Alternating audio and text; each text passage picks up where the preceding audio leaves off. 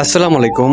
আপনারা সবাই কেমন আছেন? আশা করি আপনারা অনেক ভালো আছেন। আজকের যে ভিডিওটি সেটা গুরুত্বপূর্ণ এবং ইন্টারেস্টিং। আপনারা সবাই মনোযোগ দিয়ে ভিডিওটি শেষ পর্যন্ত দেখেন। আজকে যে ভিডিওটি নিয়ে আসছি আপনাদের মাঝে সেটি হচ্ছে আমি এখান থেকে কয়টি সুপারি গাছ থেকে সুপারি পারবো অথবা এখানে কয়টি সুপারি গাছ রয়েছে সেগুলো আপনাদেরকে বলবো এই ভিডিওর মাধ্যমে। আমাদের এখানে ছোট একটি বাগান রয়েছে। সো হচ্ছে এখানে 50টির মতো সুপারি গাছ রয়েছে। মোটামুটি এখানে আলহামদুলিল্লাহ ভালোই সুপারি এখান থেকে আমরা পারি। আমাদের এখানে যে পুরান বাড়িটি রয়েছে এখানে হচ্ছে বড় বড় বাগান নেই, ছোট ছোট বাগান আছে। মোটামুটি এখান থেকে ভালো আমাদের সুপারির আয় আসে এখান থেকে। আরেকটি কথা আমি আপনাদেরকে বলে রাখি, সেটি হচ্ছে আমাদের দ্বীপ জেলা ভোলাতে 2025 সালে এসে সুপারির দাম একদম খুবই কম। সেজন্য অনেকে আছে বিক্রয় করে, অনেকে আছে আবার রেখে দেয় পরবর্তীতে বিক্রয় করার জন্য। আরেকটি বিষয় খুবই ক্রিটিক্যাল, সেটি হচ্ছে আমাদের সেই ছোট বাগান থেকে যেই পরিমাণে সুপারি মোটামুটি আসে সেজন্য আল্লাহর কাছে লাখ লাখ শুকরিয়া। আজকে আমরা যেখানে সুপারি পাড়তে এসেছি, আমি সহকারে এখানে 4 জন এসেছি।